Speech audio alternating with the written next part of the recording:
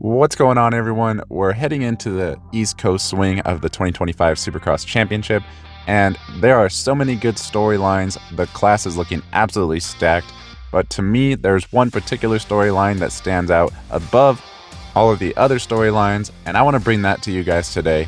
Austin Forkner has had an incredible career, and not necessarily in a good way. He's had many great accomplishments and many great rides and lots of success, but he's also had a tremendous amount of crashes and injuries. It would be almost impossible to summarize Austin's whole career in one video, so what I want to go ahead and do for you guys today is just go over his Supercross career, and I just want to paint the picture for you guys of just how borderline unthinkable the situation he's in right now is. Like, if you were writing a movie or something, I don't even know that you could think up something this incredible. It's easy to think about his career and just generalize that he's that guy that always tends to go down and get hurt and forget about the specifics of what he's been through and what he's accomplished. And when you really zoom out and look at exactly what's going on and what he's been through and where he's going, it's pretty incredible, man. So let's get into it. Alright, so the year is 2017. Austin Forkner is preparing to make his Supercross debut. He's coming off of the 2016 motocross season where he ended really strong, going out there and getting a slew of podiums and ending the season with an overall win at Ironman. So if you take that momentum and couple that with the fact that we saw him absolutely dominate in his appearances in the Super Mini and the All-Star class when he raced Monster Energy Cup, he went completely undefeated every single time he raced that, and he was racing against good guys like Chase Sexton. The expectations were pretty high for Austin. So anyways, he lined up for the West Coast and he finished 8th in his debut. Then by round number 4, he was able to score his first podium, and he even finished 2nd at Arlington as they went into a 7-round break for the East Coast Series. So during that break, unfortunately, he did have a practice crash, and that caused him to get a hip injury, which would end up forcing him to miss the Seattle round, but he was able to come back for the final 2 rounds, and he finished 6th in the championship. Going into the 2018 Supercross season, he was coming off an absolutely horrible head injury that he suffered while training for the motocross series. This wasn't just your standard concussion, and there's a lot of things that could be said about it, but I feel like it was best summarized when Austin said that he lost about 22 hours of memory. So needless to say, it wasn't just about getting back on the bike. There was actual motor skill issues and things like that that he had to overcome. So as he was overcoming that and beginning his Supercross preparations, he ended up going down once again, and this time he broke his collarbone and his wrist.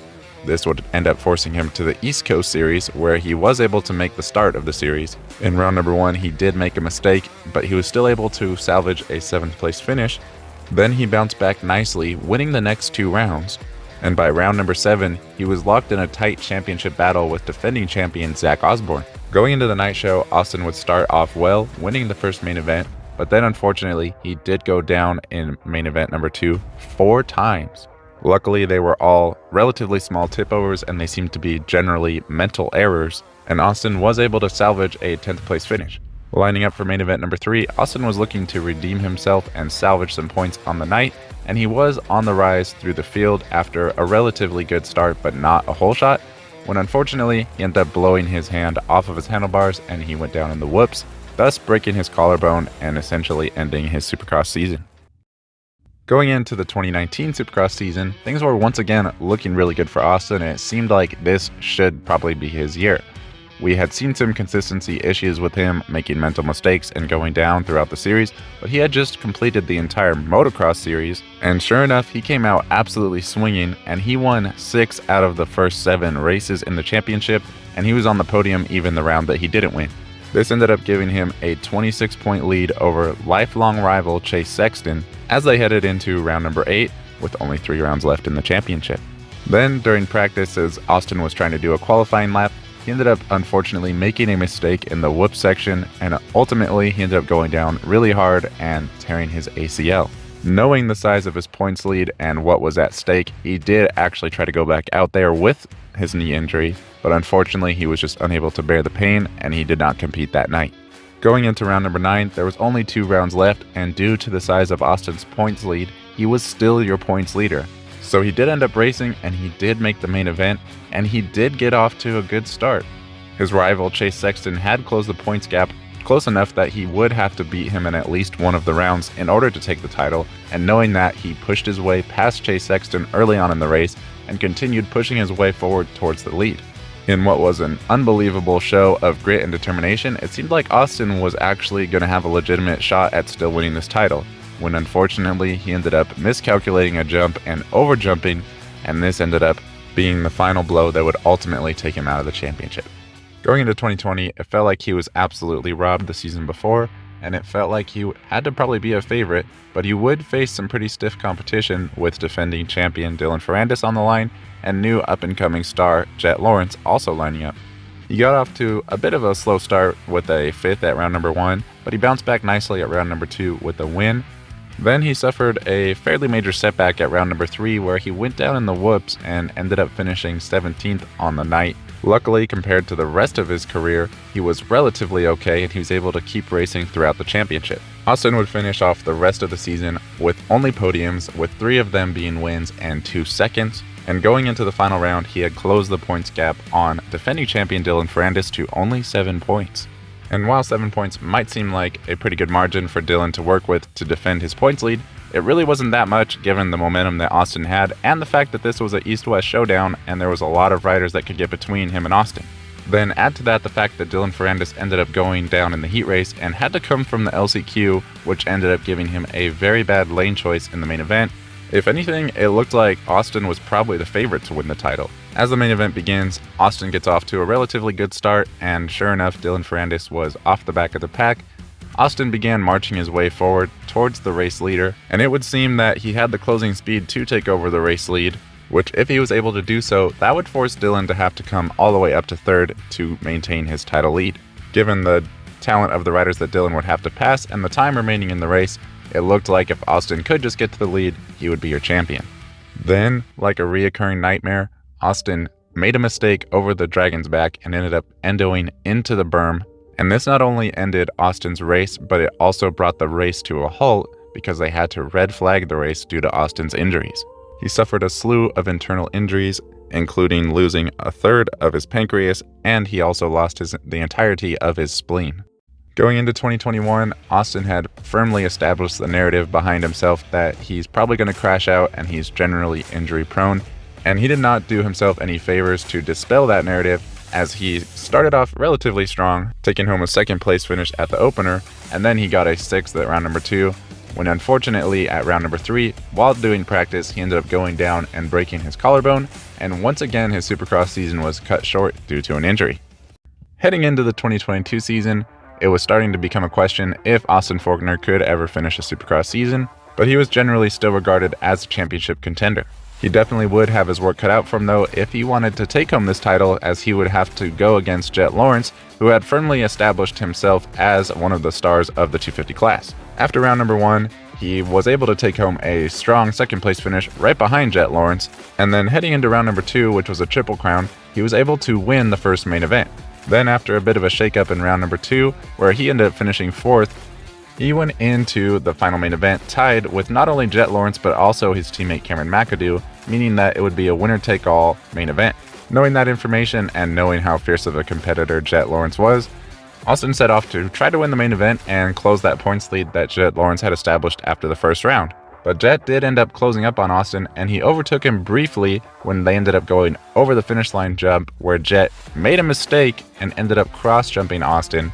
Both riders crashed on the side of the track very hard, but unfortunately Austin suffered the worst of it and he ended up breaking his collarbone once again. Given the fact that this did happen at the start of the series, he did return for the final 3 rounds, and he even won one of the main events at Foxborough. Austin, his fans, and his team were left once again wondering what could have been.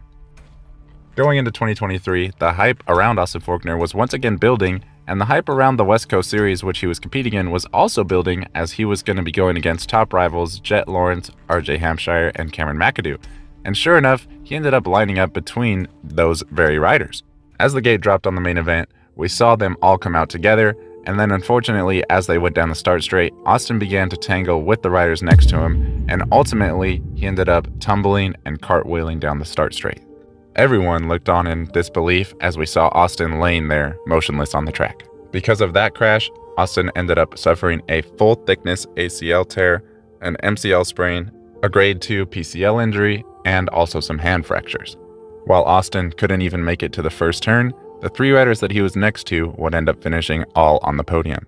Heading into the 2024 season, Austin knew that it was time to make some changes. He was tired of the reoccurring cycle of coming out with speed, crashing, getting injured, coming back fast, with lots of speed, crashing, and getting injured. He began training with trainer Ryan Hughes, also known as Rhino. The main focus while training with Rhino shifted from raw speed to technique, with the understanding that if you have good technique, the speed will follow. The theory seemed to make sense, and as the offseason continued to progress, Austin began to pick up more and more speed.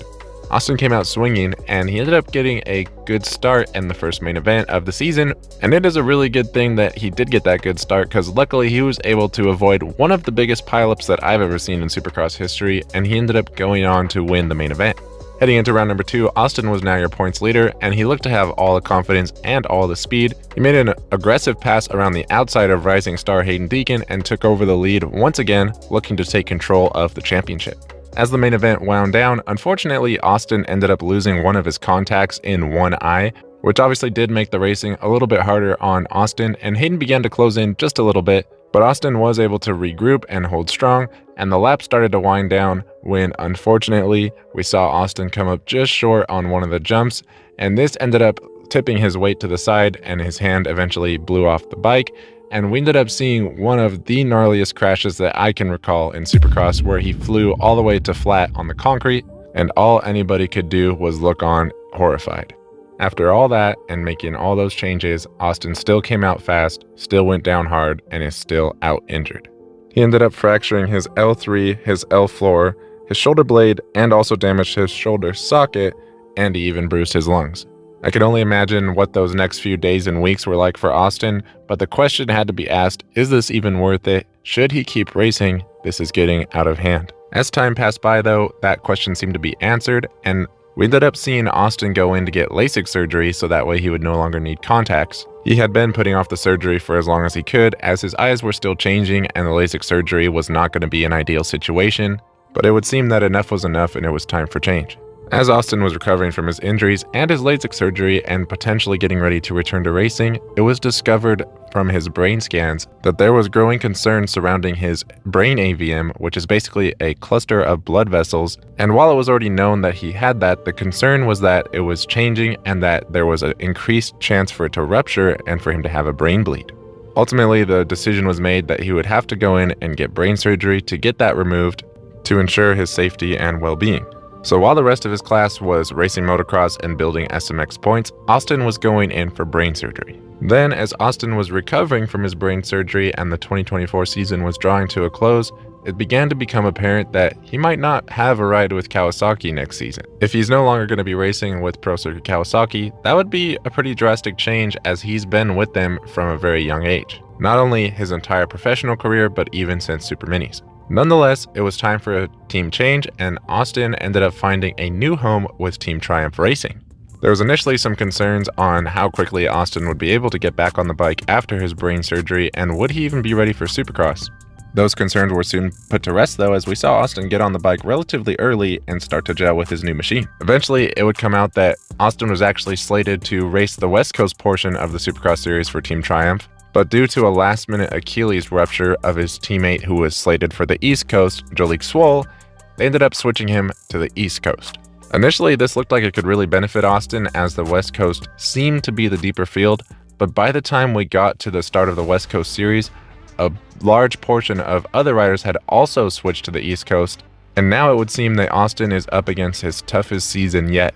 Not only does he have to face both defending Supercross champions, but in total, he's going up against 6 other riders who won Supercross races just last season. So those 6 riders, Tom Vial, RJ Hampshire, Cameron McAdoo, Max Anstey, Nate Thrasher, and Levi Kitchen are all expected to be racing against him on the East Coast. And then if you want to expand that to race winners last year, you could also add in Chance Hymas and Pierce Brown, who ended up winning in motocross and super motocross. So like I said at the start of the video, if you zoom out and really look at what Austin is up against and what he's gone through, can you imagine the unthinkable storyline that he could write if he's able to come out here for Team Triumph against this field And on his 9th try, he's able to bring home a championship not only for himself, but for the newly established Team Triumph Racing. And then you add to all of this the fact that he's going to be a dad this year. Him and his wife are expecting a baby boy sometime soon. And I'm telling you, I don't think you can even make this stuff up. Like, this is ridiculously crazy. I really like all the guys that are racing this East Coast, and I think they're all great riders. But personally, I'm going to have a hard time not cheering the most for Austin. I'm really excited to see how he does, but more than anything, I just hope that he can stay safe this season. It feels like there should probably be a movie about his life at this point. With a little bit of understanding that I do have about Austin and his life, I had to come in here and make this video for you guys. So let me know what you guys think about his story. Let me know where you think he might finish this season. Thank you guys for watching, and I will see you in the next video.